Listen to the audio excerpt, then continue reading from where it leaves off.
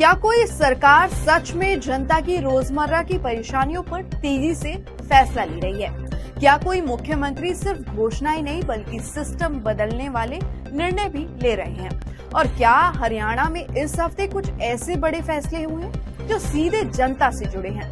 नमस्कार, मैं हूं आपके साथ शिवानी भदौरिया और आप देख रहे हैं मुख्यमंत्री इस हफ्ते। तो चलिए बिना रुके एक एक करके जानते हैं इस हफ्ते के बड़े फैसले।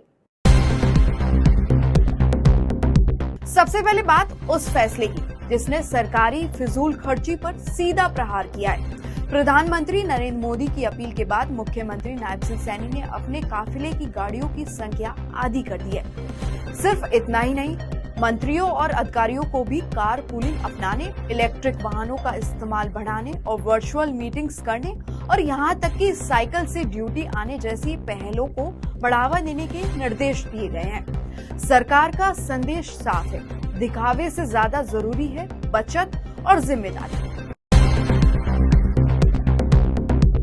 अब बात उस फैसले की जिससे करीब 8 लाख लोगों को राहत मिलने वाली है। हरियाणा के 11 नगर निगम क्षेत्रों में प्रॉपर्टी आईडी से जुड़ी गलतियों को सुधारने के लिए सरकार ने हाईटेक मास्टर प्लान तैयार किया है। गलत नाम, गलत क्षेत्रफल, मोबाइल नंबर की कमी जैसी परेशानियों को अब ड्रोन सर्वे और डिजिटल मैपिंग के जरिए ठीक किया जाएगा। इससे टैक्स से जुड़ी गड़बड़ियां कम होगी और लोगों को बार बार दफ्तरों के चक्कर नहीं लगाने पड़ेंगे। पर्यटन के क्षेत्र में भी इस हफ्ते बड़ा फैसला लिया गया है। हरियाणा सरकार ने प्रदेश के पर्यटन स्थलों को आधुनिक और आकर्षक बनाने के लिए 139 करोड़ रुपए खर्च करने का फैसला किया है। सूरजकुंड, मोरनी, सुहाना, सुल्तानपुर जैसे क्षेत्रों में एडवेंचर और स्पोर्ट्स एक्टिविटी को बढ़ावा दिया जाएगा। साथ ही पर्यटन निगम के कर्मचारियों के बकाया वेतन के लिए भी विशेष बजट रखा गया है। सरकार का उद्देश्य साफ है, पर्यटन बढ़ेगा तो रोजगार भी बढ़ेगा। अब बात खिलाड़ियों और सरकारी कर्मचारियों से जुड़े फैसले की। राष्ट्रीय और अंतर्राष्ट्रीय प्रतियोगिताओं में भाग लेने वाले सरकारी कर्मचारियों को मिलने वाली इंक्रीमेंट प्रक्रिया अब ज्यादा व्यवस्थित कर दी गई है। खेल उपलब्धि के आधार पर मिलने वाला लाभ अब दावा मंजूर होने के अगले महीने शुरू हो जाएगा, लेकिन इसके लिए खिलाड़ियों को प्रतियोगिता खत्म होने के 1 साल के भीतर अपना दावा करना अनिवार्य होगा। महिलाओं की सुरक्षा को लेकर भी सरकार ने सख्त रुख अपनाया है। प्रदेश में अब सभी सरकारी और निजी संस्थानों में इंटरनल कमेटी बनाना अनिवार्य कर दिया गया है। कार्यस्थल पर महिलाओं के साथ किसी भी प्रकार के यौन उत्पीड़न के मामलों में जीरो टॉलरेंस नीति लागू होगी। शिकायतों को तुरंत समाधान के लिए शी बॉक्स पोर्टल और जिला स्तर पर नोडल अधिकारियों की नियुक्ति भी की जा रही है। ये कदम खास तौर पर वर्किंग वुमेन के लिए बड़ी राहत माना जा रहा है। अब बात भूमि विवादों की।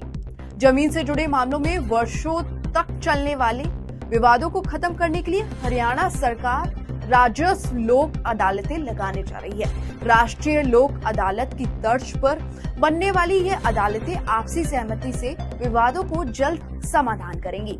साथ ही digital court case management system लागू होगा और सुरक्षा व्यवस्था को आधुनिक बनाने के लिए एआई आधारित कमांड सेंटर तथा अग्निशमन कार्यों में रोबोट तकनीक के इस्तेमाल की संभावनाएं भी तलाश की जा रही हैं। युवाओं के लिए भी इस हफ्ते बड़ी खबर आई है। हरियाणा सरकार ने ग्रुप डी के रिक्त पदों पर नियमित भर्ती प्रक्रिया शुरू करने के निर्देश दिए हैं। सभी विभागों, निगमों से 31 मई 2026 तक खाली पदों की रिपोर्ट मांगी गई है ताकि भर्ती प्रक्रिया को तेज किया जा सके। इस फैसले से हजारों युवाओं को रोजगार की उम्मीद जागी है।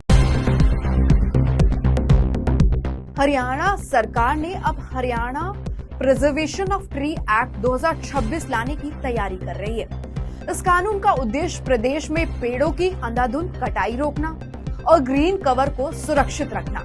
गुरुग्राम समेत पूरे प्रदेश में पर्यावरण संरक्षण को लेकर सरकार अब सख्त कदम उठा रही है। तो ये थे इस हफ्ते के बड़े फैसले, ऐसे फैसले जो प्रशासन, रोजगार, महिलाओं की सुरक्षा, खिलाड़ियों और पर्यावरण हर क्षेत्र को प्रभावित करने वाले हैं।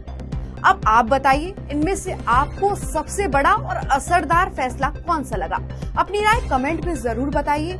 अगर आपको ये कार्यक्रम पसंद आया तो वीडियो को लाइक और शेयर करें और जुड़े रहिए मुख्यमंत्री इस हफ्ते के साथ। नमस्कार।